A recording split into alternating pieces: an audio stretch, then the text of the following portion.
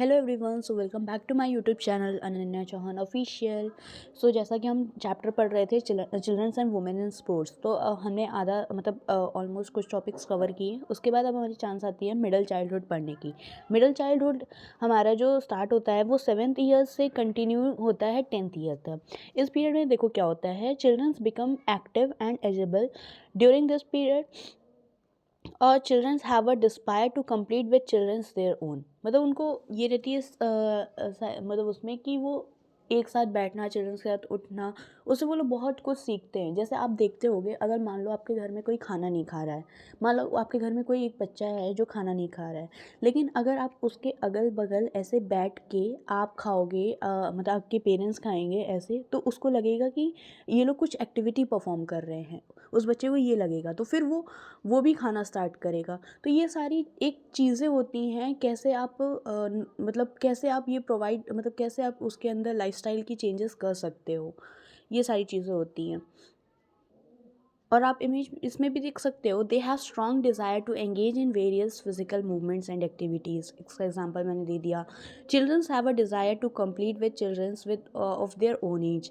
और इस period most of the children achievement mature patterns of fundamental motor skills और posture and balance becomes better.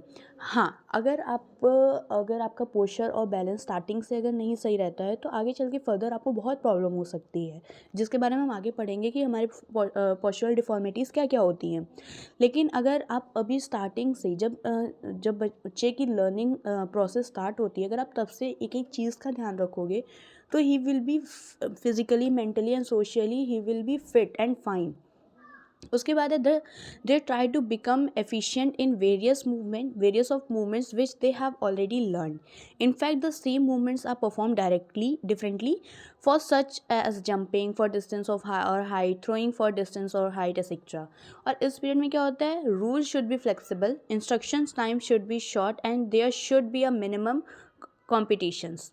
Of course अगर आप उन्हें कॉम्पिटिशन 7 to 10th ईयर में नहीं दोगे, तो वो उस चीज़ की वैल्यू नहीं समझेंगे उतनी। और stress should be given in the movement correction. ये नहीं कि आप उनको इतना ज़्यादा स्ट्रेस दे दो, इतना ज़्यादा स्ट्रेस दे दो कि तुम्हें करना ही है, करना है। No, it's not a good age to give stress. Even stress किसी भी एज पे नहीं होना चाहिए। देखो, आपको अगर स्ट्रेस होता है इट्स गुड, लेकिन उसका एक लेवल होता है। अगर आप उसको बहुत हाई लेवल पे अपना स्ट्रेस ले जाते हो, तो वो चीज़, उसके लिए आपको फिर मेडिटेशन और बहुत कुछ करना होता है। स्ट्रेस होता है, मतलब स्ट्रेस हर एज पे होता है। लाइक कोई छोटा बच्चा हो, बड़ा बच्चा हो, कॉम्पिटिटिव एग्ज़ाम की तैयारी कर रहा हो, चाहे बिजनेस कर रहा हो, चाहे मतलब उसने सब कुछ कर लिया फिर भी उसको स्ट्रेस होगा। तो stress is the common thing in your life style. Now I will talk about the late childhood. The period of late childhood begins from 11th years and continues to 12th years. ये year मतलब late childhood year बहुत compulsory है, compulsory नहीं, बहुत important है ये। और till the beginning of the sexual maturation process. यहाँ से आप बहुत अगर मतलब क्लास 6 से ही हमें पढ़ाते हैं कि हमारी प्यूबर्टी और बहुत कुछ changes, male female boys girls, इनमें आ जाता है। इस पीरियड में क्या होता है, girls are temporary taller and heavier than the boys because of the earlier onset of puberty. Sorry. Strength begins today for, but the difference are small. Boys and girls are able to compete evenly. They are ready to learn strategies and more complex play combination, jumping movements as well as faster rate than in the middle childhood period. Coaches or teachers of physical education continue to increase skill development with an increasing stress on. ये एक ऐसा time होता है ना, जिसमें आपको sexual maturation की process आपकी बॉडी में स्टार्ट हो जाती है, चाहे वो मेल हो चाहे वो फीमेल हो। इसमें आपकी थिंकिंग, हम लोग को कहा जाता है ना कि 11 साल से लेके 18 साल तक के बच्चों को, या तो उसमें बच्चे सही रह जाएंगे या तो वो बिगड़ जाएंगे। वो क्यों कहा जाता है? क्योंकि हमारे बॉडी में lots of an number of changes होते हैं, हमारे हार्मोन्स बहुत बदलते हैं। उसके बारे में आप बहुत डेप्थ में पढ़ोगे आगे चल के, तो उसमें ये सारी चीज़ें होती हैं। इस वजह से वो लोग कहते हैं, इसीलिए इतना गाइड करते हैं। मतलब ऐसा टाइम हो सकता है कि इसमें आप बिगड़ भी सकते हो, इसमें आपको एडिक्शन हो सकता है किसी चीज़ से, या कुछ भी, बहुत कुछ हो सकता है। और बेसिकली यही सब था, ये सब हमारे मोटर डेवलपमेंट में आते हैं। अब हम इसमें बात करेंगे फैक्टर्स अफेक्टिंग मोटर डेवलपमेंट। तो फैक्टर्स अफेक्टिंग मोटर डेवलपमेंट में बहुत सारे फैक्टर्स हो सकते हैं, आप ये पॉइंट नोट कर सकते हो।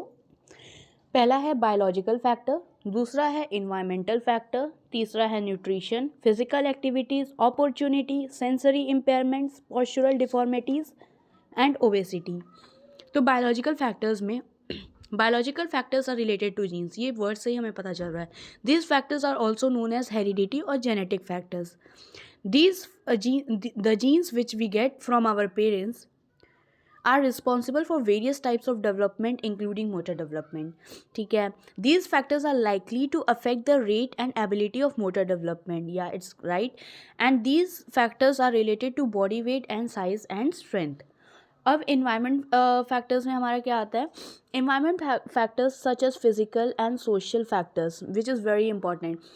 और इसमें इन्वायरमेंट फैक्टर्स में बहुत सारी चीज़ें होती हैं, जैसे research studies indicate that the motor development takes place at the faster rate in children who are encourage to explore their surrounding, और boys are encourage to take part in motor. ये सब पॉइंट्स हैं, अगर आपका ये question आता है तो आप इसको सब पॉइंट मतलब पॉइंट्स बना के लिख सकते हो। हमारा थर्ड फैक्टर्स क्या है, न्यूट्रिशन। न्यूट्रिशन आप जानते हो बहुत ज़रूरी है एक एक चाइल्ड की बॉडी में, is also liable to affect the motor development, सही बात है। It promotes good motor development, sensory motor development is depend on nutrition. Of course सी बात है भाई, न्यूट्रिशन हमारी बॉडी में बहुत ज़रूरी है, सब कुछ होगा तो अगर न्यूट्रिशन नहीं होगा तो उन सब चीज़ों की मतलब हर एक चीज़ मतलब एक एक पोजीशन पे है, हर एक चीज़ ज़रूरी है आपकी बॉडी में। फिजिकल एक्टिविटीज़ हो गई, अपॉर्चुनिटीज़ हो गई, ओबेसिटी हो गया, सेंसरी इम्पेयरमेंट हो गया, पोस्चरल डिफॉर्मिटी हो गया। पोस्चरल डिफॉर्मिटी के बारे में हम आगे पढ़ेंगे। So if you like my video, so please like, share and subscribe to my channel. I hope you like the video and do comment in my comment section. Thank you if you have any doubt related to this.